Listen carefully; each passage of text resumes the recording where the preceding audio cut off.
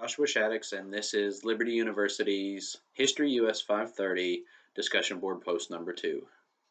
For this video, I selected to talk about the Methodists. I'm not overly familiar with the Methodists, but I am intrigued about their early founding and their early efforts.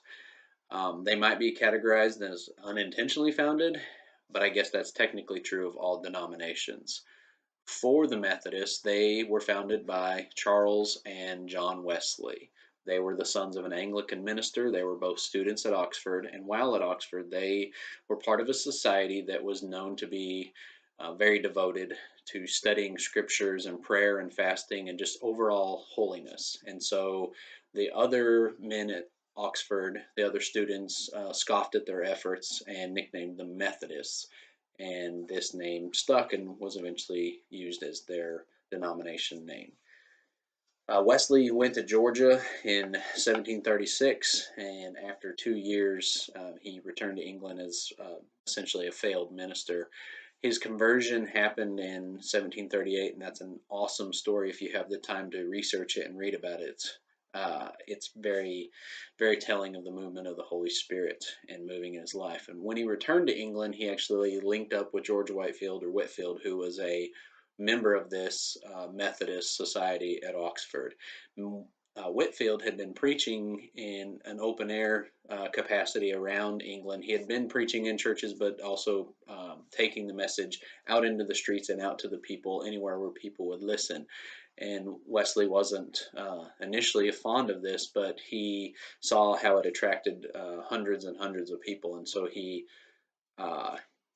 started using this method and working with Whitefield. And they actually never saw themselves as a new denomination, but they were attacked specifically by the Bishop of Bristol because of their itinerant preaching supposedly was upsetting the order of the parishes. And Wesley responded as saying, "The world is my parish."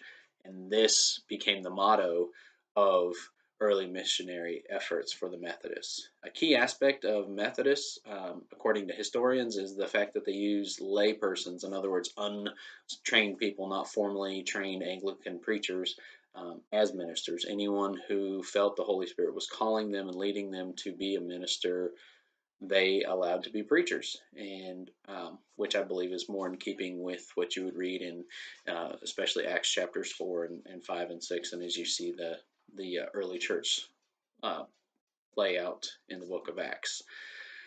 Methodists had a rocky start in America because John Wesley was sympathetic to the British position and not to the colonists. However, unlike others, when the war was over, the Methodists actually, under the leadership of a man named Francis Asbury, took off, and he was able to bring systematic organization to the Methodists in America, and he took the preaching to the frontiers, and that became the focal point. This is a picture of Francis Asbury later in life, and he was the head of the Methodists in America. He himself was a lay preacher. He was converted at 13 and began preaching at 16. His approach was that ministers should go where the people are instead of expecting them to come in, and this was in keeping with Whitefield's preaching efforts in England and in the Americas prior to the war.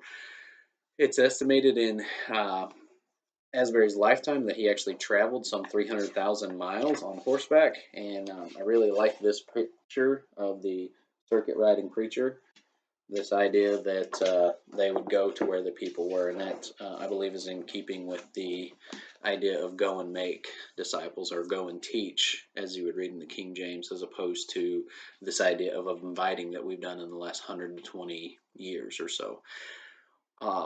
One thing about circuit riding preachers is it gets all the buzz, but an article that I read was talking about how there was actually in the days of a man in Louisville named John Littlejohn, who was a Methodist preacher, that there was actually more stationary ministers in churches than there was circuit riding preachers. And so while that was a common theme, especially early on, it didn't necessarily last forever, obviously.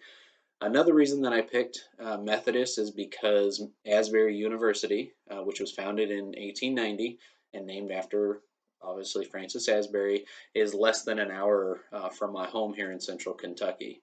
And the legacy of Asbury himself includes, according to Knoll, that there was 2,000 Methodist ministers by the time of his death and more than 200,000 members of the denominations. And the legacy overall of Methodists is that they were poised by the time of the Second Great Awakening, that they were one of the two main denominations that advanced the gospel in a powerful way. So during the Second Great Awakening. So that's the Methodists in a nutshell, at least their early founding. Thank you so much for your time.